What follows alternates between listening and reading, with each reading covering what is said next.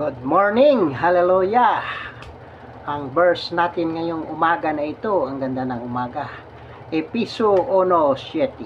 Hallelujah! Tinubos tayo ni Kristo sa pamamagitan ng kanyang dugo at sa gayon ay pinatawad na ang ating mga kasalanan. Ganoon kadakila ang kanyang kagandahang loob. Glory to God! Hallelujah! Amen mga kapatid! Mga kapatid, hindi po ginto o pira ang pinagtubos sa atin, kundi buhay, dugo sa ating Panginoong Hesukristo ang tinubos po sa iyo at sa akin mga kapatid, upang tayo'y mapapatawad sa ating mga ginawang mga kasalanan mga kapatid. So tandaan po natin mga kapatid, dapat tayo ang ipako doon sa krus mga kapatid. Dapat tayo ang duraan, dapat tayo ang hampasin, dapat tayo ang painumin ng suka.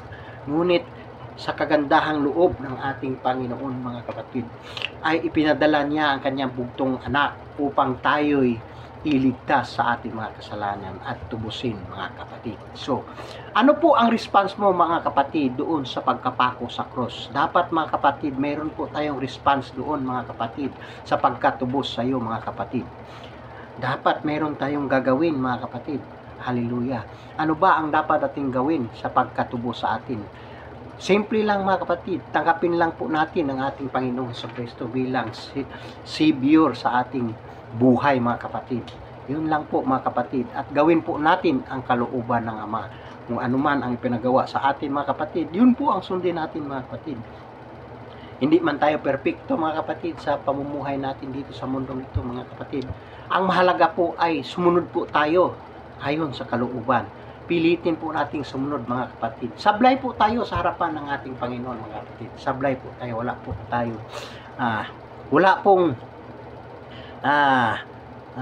pumasa sa kaluwalhatian ng Diyos, sabi ng Romans mga kapatid. No? Lahat po tayo ay sablay. Ngunit ang mahalaga mga kapatid, magpatuloy po tayo sa ating pananampalataya kay Jesus Christ. Yun po ang importante mga kapatid. At huwag po nating suluhin yung kaligtasan na natanggap po natin sa ating Panginoong Jesucristo. Kundi ipamahagi po natin yan mga kapatid doon sa mga tao na hindi pa nakakilala sa katotohanan mga kapatid. Yun po ang layunin na binigay sa atin dito. Yun po ang purpose sa iyong buhay, sa akin, na ipakalat natin ang Word of God. No? Ang gospel na si Kristo ay namatay at muling nabuhay sa ikatlong araw, inilibing at muling nabuhay sa ikatlong araw. Yan po ang gospel mga kapatid. Kaya dapat po ay atin po yung i-preach mga kapatid. Huwag po tayong mahiya mga kapatid. Huwag po tayong mahiyang i-preach ang salita ng Panginoon. Dahil tinubos ka ng dugo mga kapatid. Tinubos ka ng buhay ng ating Panginoong Jesucristo doon sa cross ng Kalbaryo mga kapatid. Dapat sana ikaw at ako ay ang ipako doon sa cross mga kapatid dahil sa ating kasalanan. Ngunit mga kapatid, tinubos tayo sa kagandahang loob ng ating Ama. Pinadala ang kanyang anak upang ikaw at ako ay tubusin sa mga kasalanan na nagawa mo mga kapatid. Hallelujah. Kaya mga kapatid, hindi pa huli ang lahat.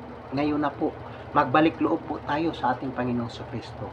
Tanggapin po siya natin mga kapatid bilang tagapagligtas sa ating buhay mga kapatid. Yan lang po. Hallelujah. Hindi pa po huli ang lahat. Alam natin na may langit at impyerno. Kaya paano tayo makapunta sa langit kung wala tayong gagawin mga kapatid, no? So may gagawin po tayo. We preach the gospel mga kapatid. Tanggapin natin ang ating Panginoon Kristo.